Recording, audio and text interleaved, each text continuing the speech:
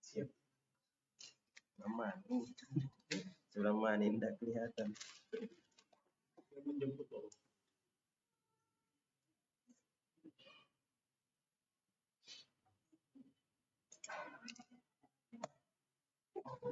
Hari tinggal dulu, langsung meninggal bapak pulang lagi. Oh, itu hari langsung dari Kolot itu hari. Bisa dari tuh lebaran Kolot, tapi pas ada berita pulang lagi. 1 hari malam. Jadi nggak sama tuh Kendari. Iya, sayang bapaknya. Yang ini itu lebaran itu 2 hari. Pulang lagi sini. Kembali lagi.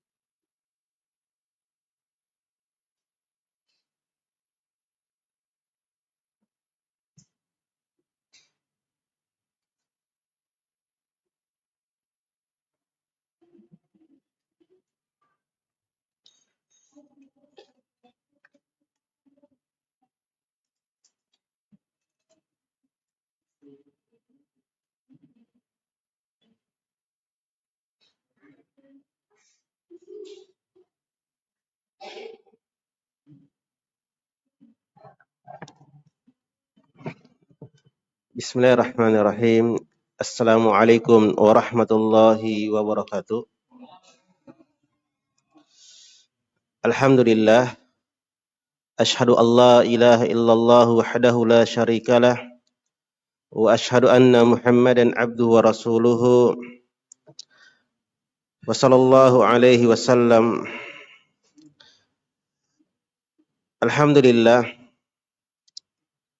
Kita memuji Allah Subhanahu wa taala dan senantiasa kita kepada kita kenikmatan yang agung, yaitu dipanjangkannya usia kita dan masih diberikannya kepada kita keistiqomahan untuk bisa tetap melanjutkan kegiatan kita dan senantiasa kita melakukan kegiatan ini dengan niat ibadah. Karena itulah hakikat penciptaan kita di dunia, yaitu senantiasa melakukan ibadah dengan berbagai macam ibadah selama ada tuntunannya dan ada perintahnya dari Allah, maka kita kerjakan ya sebanyak-banyaknya.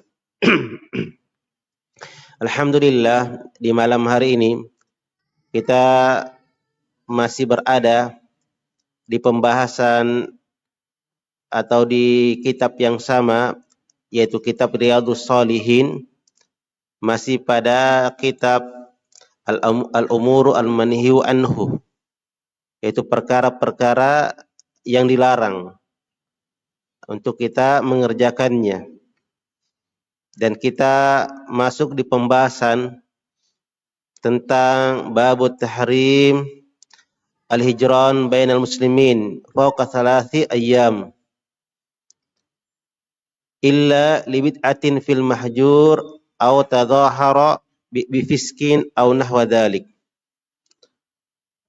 yaitu bab tentang haramnya memboikot, tidak mengajak saudara kita yang muslim, kita tidak ajak bicara, kita tidak santuni atau semisalnya, tidak bermuamalah dengannya lebih dari 3 hari, kecuali bagi beberapa golongan. Yani boleh kita memboikotnya, maksudnya tidak mengajaknya berbicara atau tidak mengajaknya bermuamalah kecuali pada beberapa golongan. Nah, dan perlu kita pahami sebelum kita masuk lebih mendalam pembahasan di dalam kitab ini, kitab Riyadhus Shalihin itu kitab yang berisi hadis-hadis Nabi SAW Dan kadang juga ada ayat-ayat yang disisipkan bersesuaian dengan bab. Jadi sering mungkin kita dengar ini hadisnya sudah terulang. Ini pembahasannya kayak sama dengan pembahasan sebelumnya. Nah, karena memang pada sebagian hadis itu banyak konteksnya di situ yang bisa saling masuk di dalam setiap bab. Maka sering kita dengar ini kayaknya hadis sudah sudah pernah dibaca, kenapa dibaca lagi? Dan yang tentunya ya semakin sering kita dengar hadis itu, mungkin bisa langsung kita hafalkan atau kita ingat kembali faidahnya. Nah, dan itu pentingnya atau manfaat dari mudzakaratul ilm, mengulang-ulang ilmu. Taib. Kemudian bab ini ya sebagaimana babnya berbicara tentang adab seorang muslim kepada muslim yang lainnya. Sikap seorang muslim kepada muslim yang lainnya terhadap sebuah keadaan, dalam sebuah hal, dalam sebuah permasalahan, apa yang harus kita lakukan. Ini indahnya Islam. Ini indahnya Islam. Di sini disebutkan qala Allah Ta'ala innamal mu'minuna ikhwatun faslihu baina akhwaikum. Ini ayat yang disebutkan oleh Imam An-Nawawi menyebutkan bahwasanya kita seorang mukmin itu hanyalah orang-orang beriman itu adalah bersaudara. Ya, sebagaimana persaudaraan tentunya ada namanya saling kerjasama, saling mengasihi, saling menyayangi. Ya. Ada muamalah yang terjadi dengan baik. Karena ikatan persaudaraan, apakah ikatan persaudaraan imaniyah atau nasab. Maka kata Allah faslihu bainakum. Artinya apa?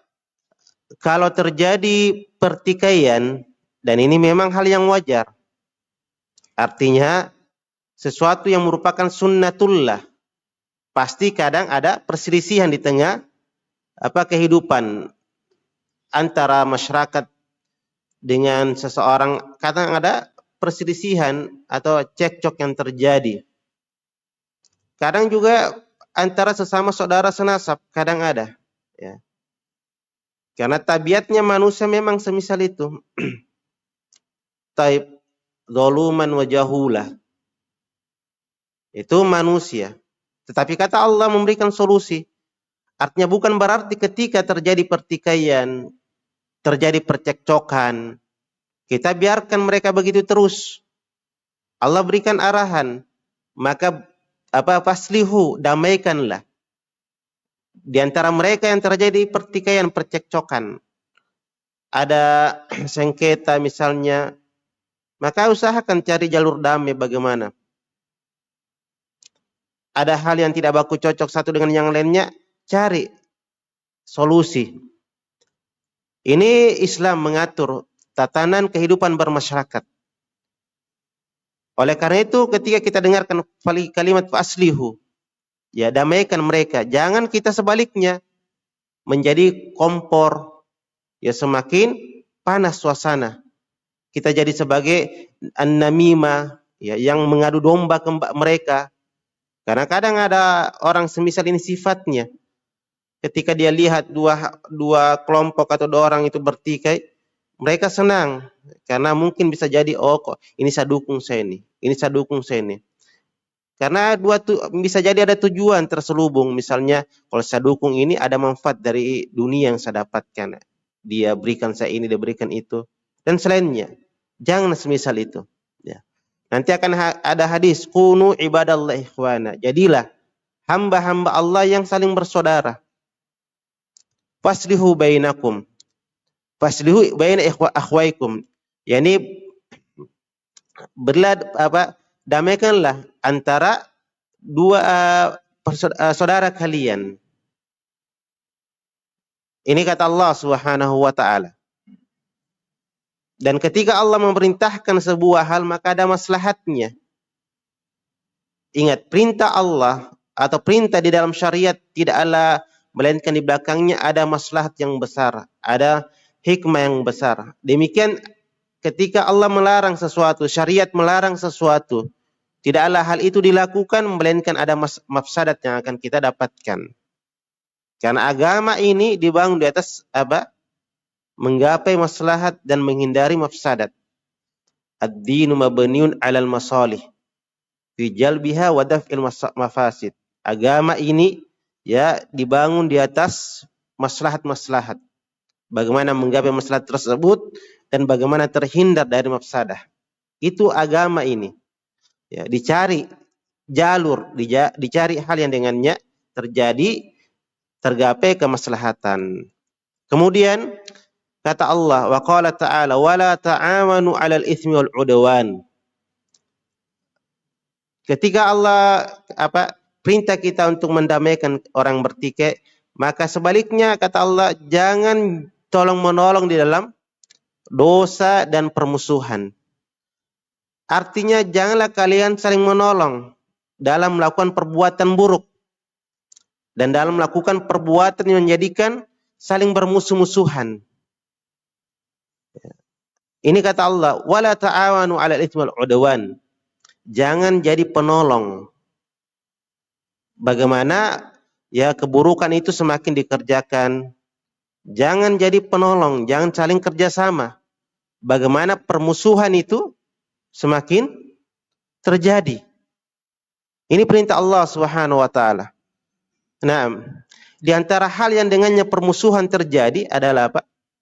Seorang muslim memutuskan hubungan dengan saudaranya muslim yang lain tanpa sebab. Ini tanpa sebab syar'i.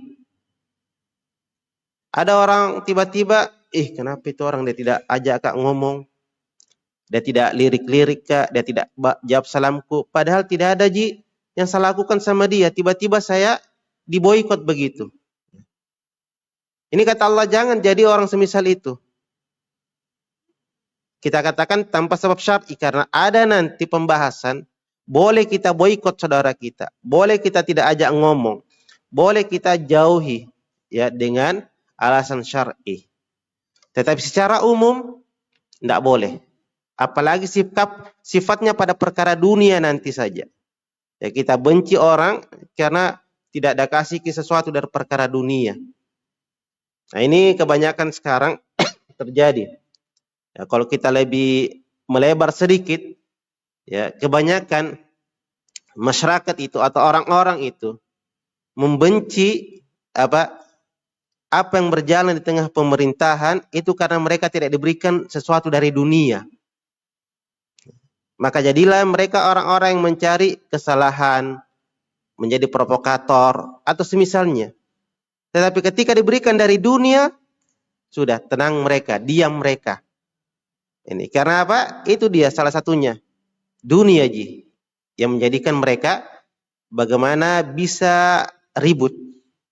Tetapi kalau sudah disuapi dari dunia, mereka jadi orang pertama yang diam. Nah, jangan jadi ta'awun 'alal itsmi wal 'udwan. Taib. Kemudian Imam An-Nawawi rahimahullah taala membawakan beberapa hadis di sini tentang hadis-hadis yang berkaitan larangannya memboikot seorang muslim. Saya perlu pahami atau garis bawahi biar tertata pemahaman kita. Yani yang terlarang kita bombe saudara kita, tidak kita ajak ngomong saudara kita, itu batasan lebih dari 3 hari. Kalau cuma 1, 2, 3 hari maka boleh. Dan kebolehan ini pada perkara dunia dan pada perkara agama. Artinya kalau pada perkara dunia tetap boleh kita tidak ajak ngomong. Tetap boleh kita tidak ajak ngomong.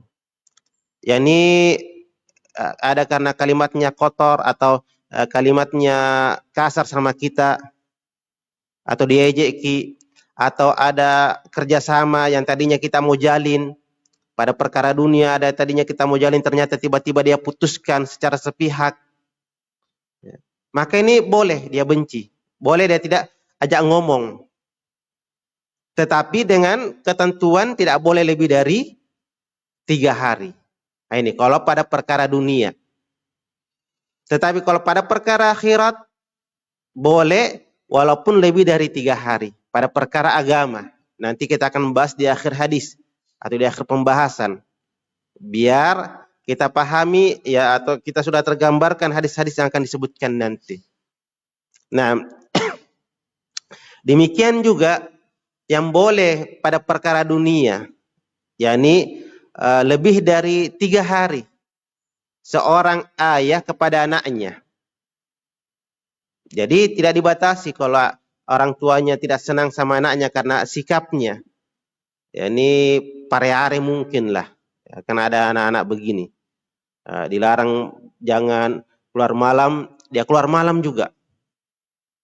Dilarang beli ini, ya dia beli nih. Tidak senang nih sudah sikapnya anak-anak sama anaknya. Maka boleh orang tua menyikapi anaknya lebih dari 3 hari. Demikian juga seorang suami kepada istrinya. Boleh. Semisal kisah Rasulullah SAW, dia tidak ajak ngomong istrinya. Ketika istrinya meminta nafkah lebih, maka Rasulullah memboikot istrinya. Dia tidak ajak ngomong sampai 1 bulan. Sampai 1 bulan. Nah, ini di antaranya 2 kelompok, 2 golongan yang pada perkara dunia boleh lebih dari 3 hari. Taib. Wa an Anas radhiyallahu anhu qala Rasulullah sallallahu alaihi wasallam,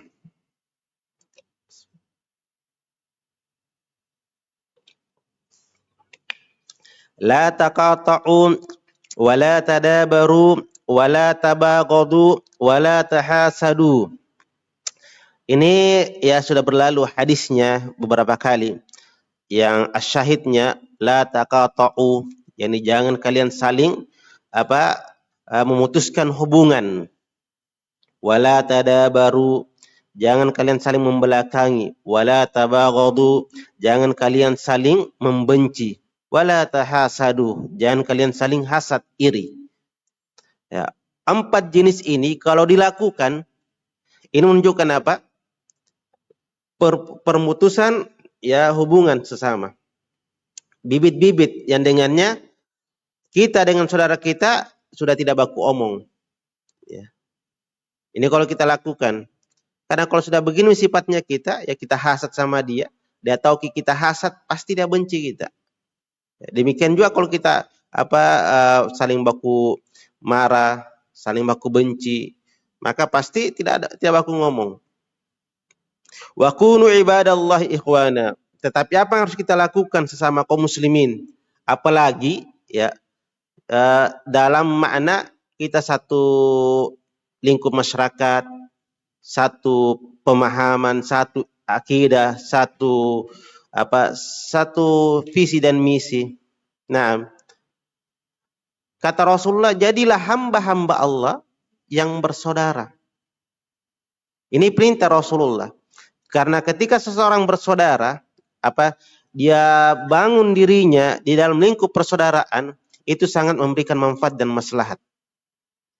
Ketika ada masalah, kita bisa minta tolong sama saudara kita, sama yang kita akrabi. Manusia itu dikenal dengan makhluk sosial. Karena kita dalam makhluk sosial tidak bisa hidup bersendirian. Tidak bisa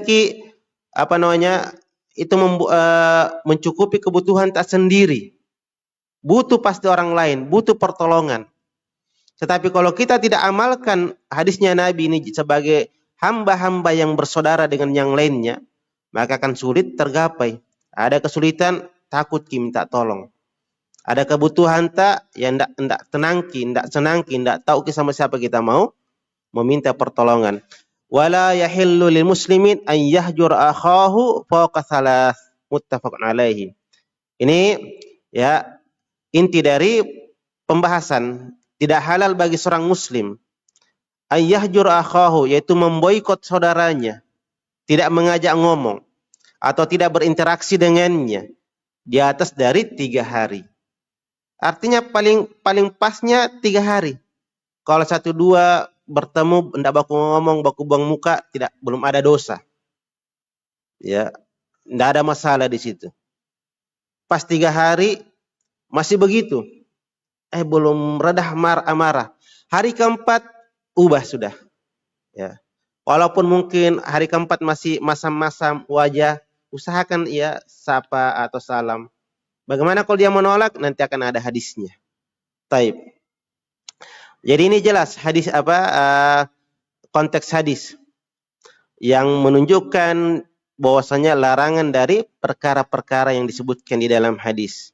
Karena dia menafikan makna dari persaudaraan, mengurangi makna dari persaudaraan Islamiyah. Apalagi yang kita katakan, kita boikot saudara kita, kita jauhi saudara kita tanpa sebab syar'i. Tanpa sebab syar'i. Wan Abi Ayyub radhiyallahu anhu anna Rasulullah sallallahu alaihi wasallam qala la yahillu lil muslimin an yahjur akhahu fawqa 3 layalin. Ini semakna dengan hadis di atas. Ya, yakni tidak halal bagi seorang muslim untuk memboikot saudaranya lebih dari 3 hari 3 malam. Ya. Yaltaqiyani fa yuridu hadza wa yuridu hadza. Ketika keduanya bertemu, satu dengan yang lainnya saling baku belakang, saling baku tidak tengok. Ya. Kalau pas-pasan di motor baku lihat satu motor, sembarang naliyati, yang pokok bagaimana wajah tidak saling bertemu. Nah, sampai mungkin hampir dah tabrak deker. Yang pokok asal saya tidak lihat wajahnya ini orang. Maka apa kata Nabi? Wa khairuhuma alladhi yabda'u bisalam. Yang terbaiknya di antara mereka berdua ini ketika saling baku bombe, saling baku boikot, adalah yang pertama kali atau yang memulai salam, memberi salam. Yani kalau hari pertama dia beri salam, maka itu yang terbaik. Dia kalahkan yang temannya. Kalau di hari kedua, di hari ketiga itu yang terbaik. Tetapi kalau hari keempat dia lakukan, itu yang terbaik. Baku bombe sampai 5 hari, sampai 10 hari. Hari keempat sampai hari ke-10 semuanya dalam dosa. Kemudian kalau salah satunya di hari ke-10 dia dahului beri salam, maka itu yang terbaik di antara keduanya. Nah, ini yang perlu kita pahami. Taib.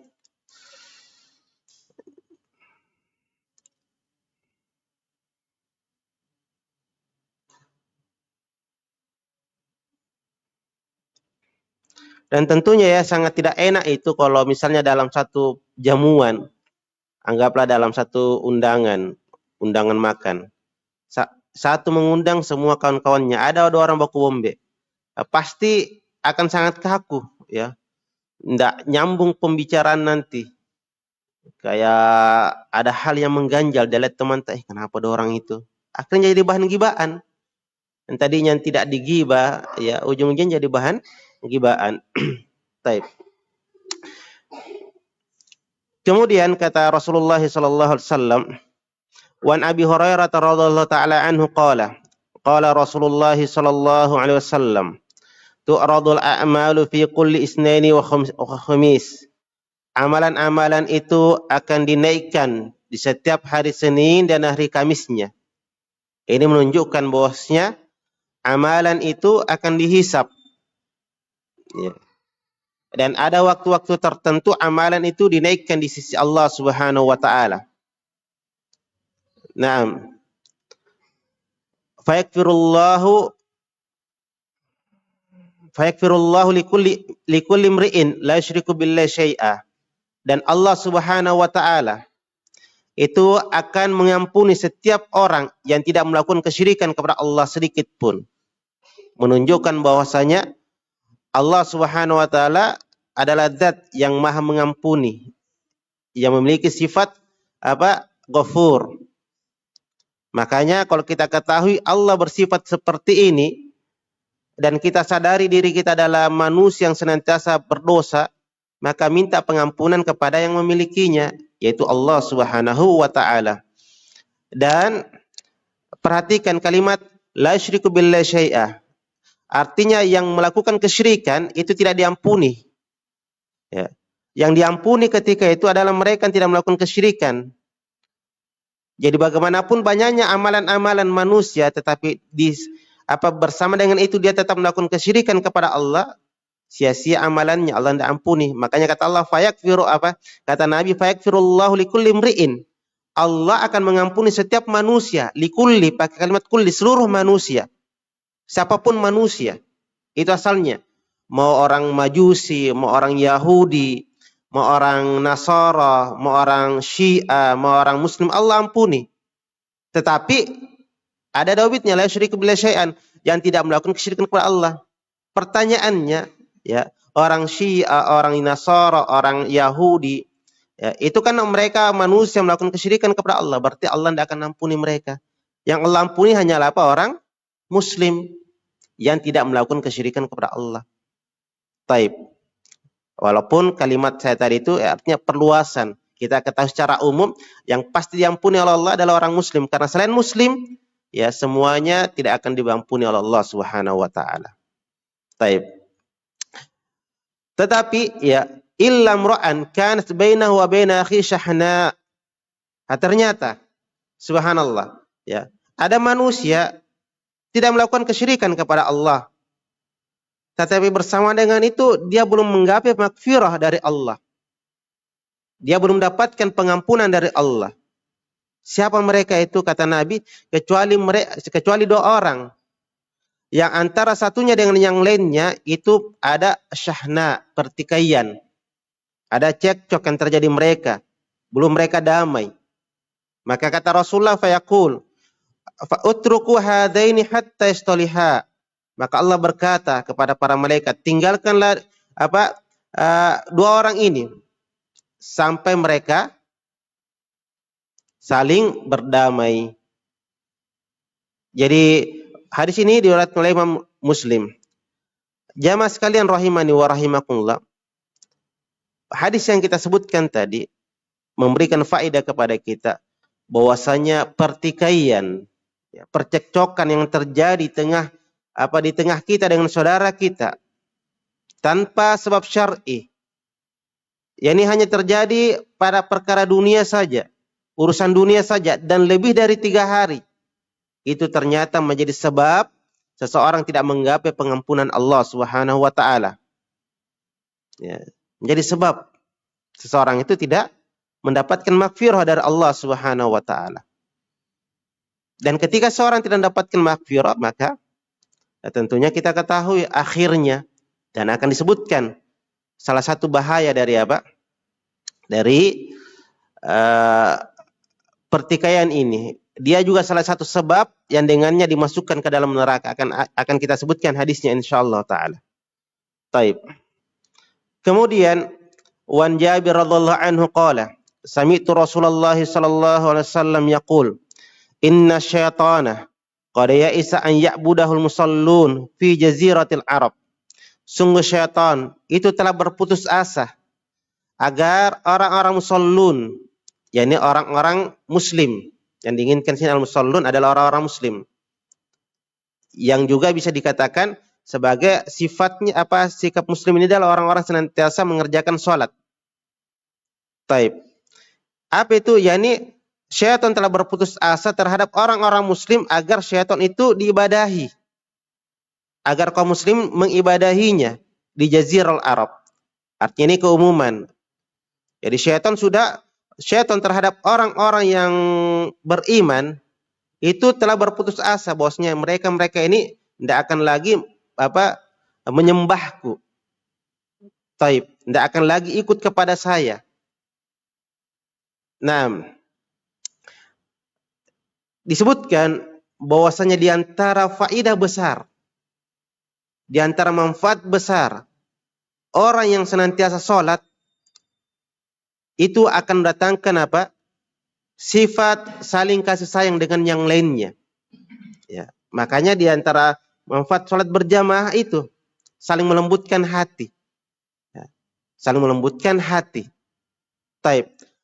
Walakin fit tahrishi bainahum, akan tetapi syaitan itu yang dia usahakan lagi, karena dia sudah yakin orang-orang yang mentauhidkan Allah itu tidak akan menyembahnya, tetapi dia tetap berusaha bagaimana mereka tergelincir.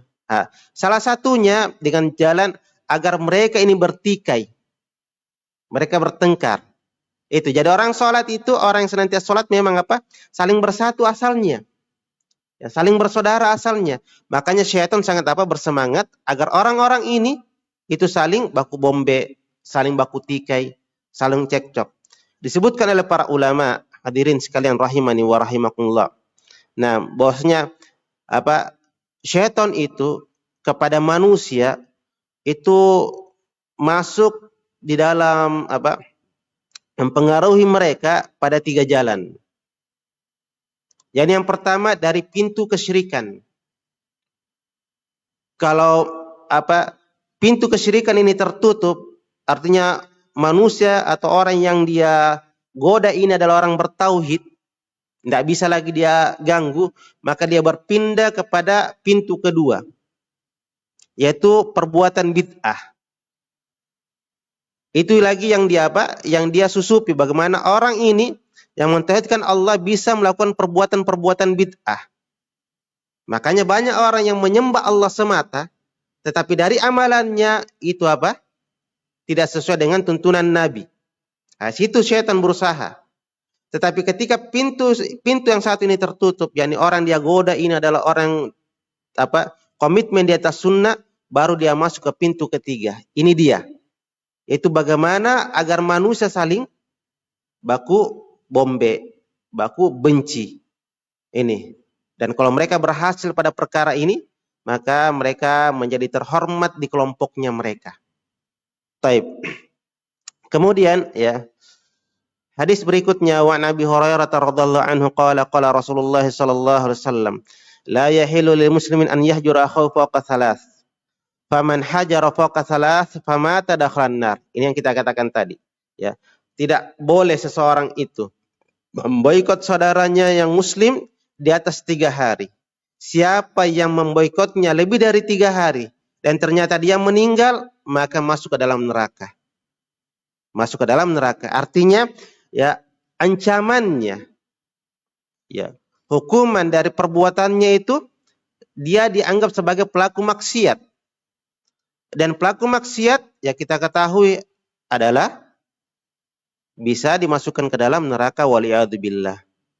Jadi mengetahui hal ini menunjukkan bosnya boikot itu bukanlah sesuatu yang ringan, atau kita bombe saudara kita bukanlah sesuatu yang ringan. Nah, dia adalah sebab yang dengannya tempat kembali seseorang itu tempat yang buruk.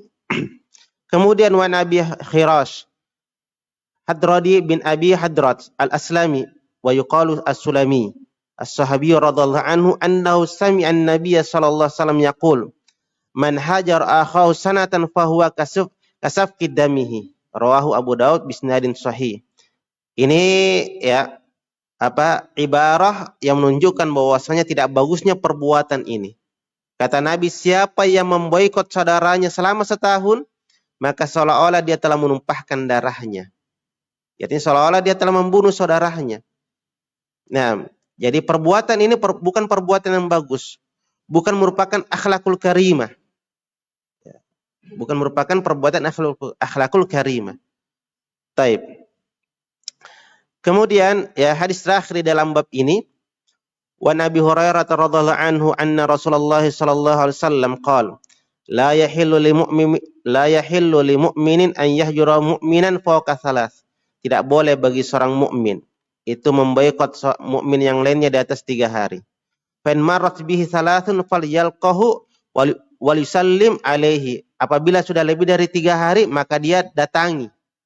Itu yang dia Yang dia benci atau yang dia bombe, dan dia beri salam kepadanya. Fa in radda alaihi salam faqad ishtaraka fil ajr. Apabila ya si A dia datangi si B, assalamualaikum saudaraku, ya sudah kita baku bombe, ya sudah lewat 3 hari ini. Nah, Kalau dibalas, waalaikumsalam, iya saudara. Ya, kita baku maaf nih. Maka keduanya itu saling berserikat di dalam kebaikan. Artinya sudah sama-sama mendapatkan kebaikan dan pahala tentunya. Tetapi wa in lam yarudda alaihi faqad ba'a bil itsmi. Tetapi kalau tidak dibalas salamnya, maka dosanya kembali kepada yang tidak menjawab tersebut. Wa kharajal musallim minal hijrah, dan orang memberi salam tadi telah keluar dari pertikaian, artinya dia telah aman. Dia sudah tidak dianggap lagi memboikot saudaranya. Jadilah si B yang bermasalah. Jadilah si B yang bermasalah. Kalau dia senantiasa begitu sampai dia meninggal, maka itu tadi yang di atas. Dikhawatirkan masuk ke dalam neraka. Nah, karena dianggap sebagai pelaku maksiat. Qala Abu Daud, rawahu Abu Daud bisnadin hasan, qala Abu Daud, idza kanatil hijratu lillahi ta'ala falaysa min hadza fi syai'in. Ini hal yang paling penting kita pahami. Akan tetapi kalau hijrahnya itu, yakni boikotnya itu karena Allah, karena sebab syar'i, maka tidak apa-apa, tidak ada masalah pada perkara tersebut. Nah, itulah tadi judul bab, yakni larangan memboikot saudara muslim lebih dari 3 hari kecuali untuk pelaku bid'ah atau pelaku kemaksiatan yang terang-terangan menampakkan kemaksiatannya, terang-terangan menampakkan kefasikannya. Sekarang ini ya kita katakan tadi, kalau pada perkara dunia tidak boleh lebih dari 3 hari. Tetapi pada perkara agama maka boleh lebih 3 hari. Contohnya seperti Nabi SAW, dia boikot sahabatnya 3 orang, lebih dari 3 hari, bahkan berbulan-bulan. Tetapi dia karena ketika itu dia melantarkan sesuatu dari perkara agama, ya. Dia melakukan kemaksiatan, maka mencontoh Nabi boleh kita lakukan semisal itu. Misalnya ada terang-terangan dia berdoa kepada selain Allah, ya. Kita sudah ingati, tidak mau berubah, maka boleh kita jauhi, boleh kita istilahnya tidak bermuamalah dengannya. Ada orang terang-terangan minum khamar, berjudi, ya di tengah masyarakat, maka tidak mengapa kita boikot dia sebagai kalau istilahnya sekarang yang sosial itu hukuman sosial begitu, ya, supaya orang-orang juga tahu, oh ini perbuatan tidak bagus, maka tidak mengapa mau lebih 3 hari, mau lebih 1 bulan, tidak mengapa. Tetapi dengan syarat kalau ada manfaatnya. Artinya ketika kita sudah masyarakat sudah tidak mengajaknya bicara, mereka introspeksi. Oh iya benar, perbuatanku ini tidak bagus. Mereka kembali bertobat, kembali ke jalan yang lurus.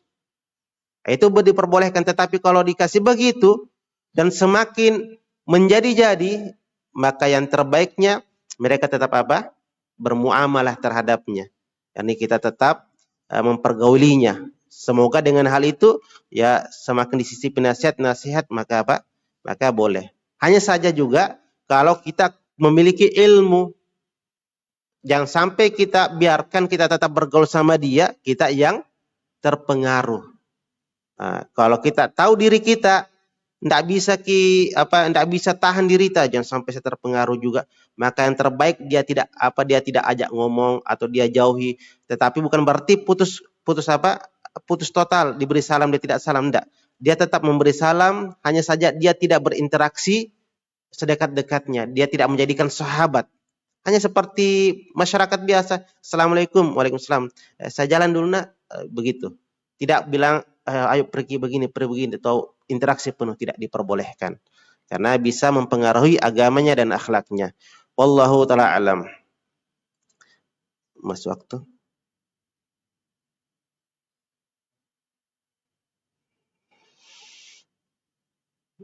Jamaah sekalian rahimani wa rahimakumullah. Jadi hadis-hadis yang kita sebutkan ya jelas tentang bagaimana Islam mengajarkan kepada kita tentang adab-adab di kehidupan bermasyarakat dan juga adab-adab terhadap saudara kita. Ketika kita melakukan interaksi atau muamalah, tentunya akan ada percikan-percikan yang bisa menimbulkan ya pertikaian. Maka syariat mengatur bagaimana kalau kita memboikotnya dan apa yang harus kita lakukan setelah kita memboikotnya. Yang paling pokoknya ya dibedakan hukum antara perkara dunia dan perkara akhirat. Ya, dibedakan sikap ketika pertikaian yang terjadi karena perkara dunia dan pertikaian yang terjadi karena perkara agama, karena perkara akidah. Makanya ya sebagian mungkin ada yang mengetahui oh ini begini dan begitu. Ya amalannya begini, makanya Ustadz ini tidak mengajaknya begini dan begitu. Ini pembahasannya. Jadi ya mungkin ada orang-orang kenapa begitu kenapa maunya mereka adalah orang-orang terdepan di dalam mengajarkan kita bagaimana berinteraksi atau apa. Ini perlu dipahami. Jadi beda sikap antara urusan dunia dan urusan akhirat. Naam. Wallahu taala alam. Insyaallah taala di pertemuan berikutnya kita akan lanjutkan pembahasan tentang larangan dari an-najwa. An-najwa itu adalah perbuatan berbicara bisik-bisik, bicara rahasia dalam keadaan ada jumlah tertentu. Nah, mungkin kita cukupkan karena waktu telah menunjukkan waktu masuknya sholat. Ada pertanyaan?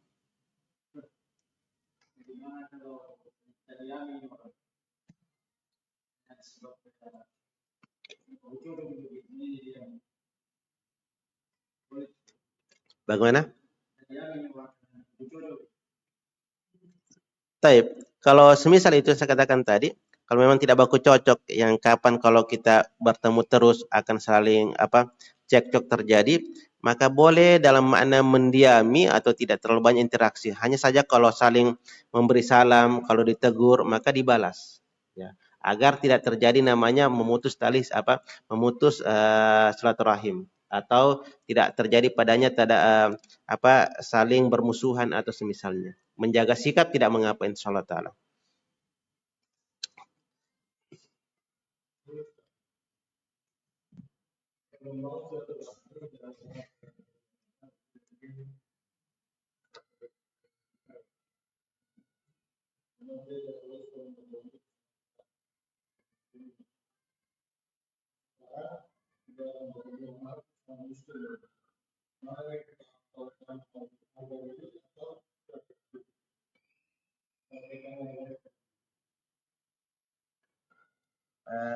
Apa bisa dia maksudnya ya ya no ya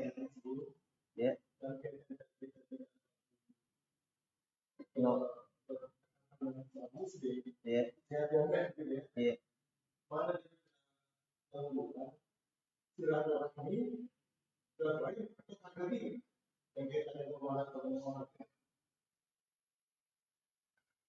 Taib. Ya, di dalam sebuah hadis disebutkan mazadallahu afwan tidaklah seorang hamba itu memaafkan melainkan Allah akan menambah wibawa padanya. Artinya kalau kita memiliki ego kemudian kita biarkan diri kita senantiasa di dalam ego tersebut tidak mengajak ngomong padahal pada perkara dunia maka sebenarnya harga diri kita itu bukan di situ, justru harga diri kita itu ketika kita berani memaafkan walaupun dia salah misalnya. Kalau pada perkara dunia, makanya kata Rasulullah tadi, ya, mazadallahu izza, tidaklah Allah menambah izzah kemuliaan kepada seorang hamba kalau hamba itu senantiasa memberikan maaf kepada saudaranya. Jadi dari hadis ini kita pahami kemuliaan harga diri seseorang itu bukan ketika dia tahan diri untuk tidak memaafkan. Tetapi justru harga diri kemuliaan seorang hamba itu ketika dia anggaplah dia yang benar. Tetapi dia berani memaafkan orang tersebut. Nah, kaitannya tentang tadi silaturahim dengan harga diri ya. Apalagi kalau tentang ada hubungan tali kekerabatan, justru itu lebih dijaga. Jangan lihat situ harga diriku diinjak-injak. Justru kalau kita sambung kembali silaturahim, bisa jadi insyaallah taala semakin tinggi derajat kita. Karena hal yang dimaklumi ya, Sering mungkin kita dengar kalimat, ya orang yang meminta maaf itu bukan berarti dia kalah. Ya. Itu bagus kalimat itu. Justru mungkin dia menjadi pemenang. Karena bisa jadi dengan dia memaafkan atau dia dahulu menyambung tali silaturahim, orang akan kembali lembut. Orang kembali lembut. Wallahu ta'ala alam. Jadi intinya tidak ada kebaikan ketika kita tahan ego kita atau istilahnya menjaga harga diri kita dalam keadaan tali kekerabatan itu ada simpang siurnya, ada keterputusan.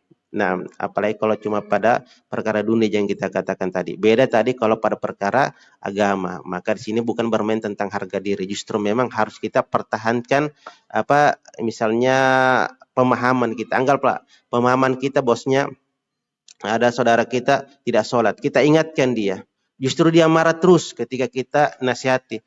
Pada saat itu boleh kita menjauhi dan boleh kita artinya di situ letaknya bosnya ini bukan bermain tentang harga diri, tetapi ini tentang hak Allah Subhanahu wa taala yang harus dijaga. Wallah alam, mungkin itu sedikit nasihat ya. Cukup ya insyaallah taala. Ilahuna walhamdulillahirabbil alamin. Assalamualaikum warahmatullahi wabarakatuh.